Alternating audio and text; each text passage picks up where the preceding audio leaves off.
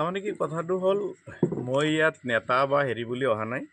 আপোনালোকৰ নিউজ চেনেলবোৰত মই আজি গম পালোঁ যে বাইছাৰ এটা ফেমিলিত দুখীয়া ফেমিলি এনেকুৱা 3জন ল'ৰা ছোৱালী আৰু গাৰ্জিয়ানজনক কিবা এটা জটিল ৰোগত আক্ৰান্ত হৈ ভুগি আছে, কিন্তু টকা পইচাৰ অভাৱত চিকিৎসা কৰিব পৰা অৱস্থাত নাই।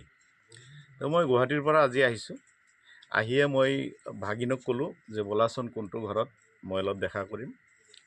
তে মই সেইকাৰণে আহিলোঁ যাতে মই আহি অলপ আৰ্থিক সহায় কৰিলোঁ আৰু আগন্তুক দিনবোৰত মই অনুৰোধ জনাম নেতাই হওক বা শিক্ষকেই হওক, ব্যৱসায়ী হওক, স্বাৱলম্বী মানুহ হওক, যুৱ সমাজ হওক, সকলোৱে যাতে এই দুৰ্ভগীয়া ফেমিলিটোৰ প্ৰতি সহায়ৰ হাত আগবঢ়ায়, যাতে এই মাছুম সৰু সৰু ল'ৰা ছোৱালী 3টা জীয়াই থাকিব পাৰে।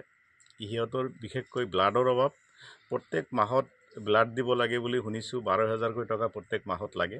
গতিকে এই দুখীয়া ফেমিলিয়ে সেইখিনি এফৰ্ড কৰিব পৰা পজিশ্যনত নাই। সেই গতিকে মই আমাৰ অঞ্চলৰ ফালৰ পৰা সকলোকে আহ্বান জনাম যাতে এই ৰোজাৰ মাহত আমি যিখিনি দান দক্ষিণা কৰোঁ, যিখিনি জাকাত ফিত্ৰা দিওঁ, মাদ্ৰাছাত দিওঁ বাৰু কথা নাই, দুখীয়া মানুহকো দিওঁ, বিশেষকৈ এই অঞ্চলৰ এই ফেমিলিটোক যদি আমি এই বছৰ সহায় কৰিব পাৰোঁ তেতিয়াহ'লে উপকাৰ হ'ব। সেইকাৰণে মই আহ্বান জনাইছোঁ যাতে চবেই মিলি আমি সহায়ৰ হাত আগবঢ়াই এই দুৰ্ভগীয়া নিঠুৰ দুখীয়া ল'ৰা ছোৱালীহালক বা 3জনক আমি যাতে শুশ্ৰূষা কৰি লৈ আনিব পাৰোঁ, এইখিনি আহ্বান থাকে। নহয় চাওক, ৰাজনীতিটো বেলেগ বেলেগ বস্তু। মই কৈছোঁ যে ইলেকশ্যনটো যিহেতু আগত আছে, মই কংগ্ৰেছ দলৰ এজন জলেশ্বৰ সমষ্টিৰ পৰা প্ৰাৰ্থিত্ব প্ৰত্যাশী। মই যদি টিকট পাওঁ বা নিৰ্বাচিত, সেইটো কণ্ডিশ্যন নহয়, যদি বুলি কৈছোঁ, যদি মই নিৰ্বাচিত হ'ব পাৰোঁ তেতিয়াহ'লে নিৰ্বাচিত হ'লেও মই আছোঁ, নহ'লেও আছোঁ, কিন্তু হ'লে মই বেছিকৈ সহায় কৰিব পাৰিম। কিন্তু মই সেইটো কণ্ডিশ্যন ৰখা নাই যে মই MLA হ'লেহে সহায় কৰিম, MLA নহ'লে মই সহায় নকৰোঁ। আৰু যদি মই হ'বও নোৱাৰোঁ, মই যদি টিকট নাপাওঁ, আমাৰ দলৰ যিজন মানুহে টিকট পাব, মই এই ফেমিলিটোক লগত গৈ সেই মানুহজনক বা সেই নেতাজনক অনুৰোধ কৰিম যাতে সেই মানুহজনক সহায় কৰে, যাতে ফেমিলিটো আছে।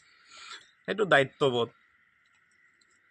আমি যেতিয়া বনাওঁ, আমি ৰাইজে অলপ চাব লাগে কি বনাই আছোঁ। যেতিয়া গছ এডাল ৰুওঁ, কি গছ ৰুই আছোঁ সেইটো যিজন মানুহে ৰুৱে সেই মানুহজনে ভালকৈ লক্ষ্য কৰিব লাগে। হয়তো সেই ভুলটো আমাৰ 5 বছৰ আগতে হৈ গৈছে, তাৰ ফলাফল আমি ভোগ কৰি আছোঁ, ভুক্তভোগী হৈ আছোঁ। মই সেইটো নকওঁ, হয়তো বিধায়ক মহোদয়ে গম পোৱা নাছিলে।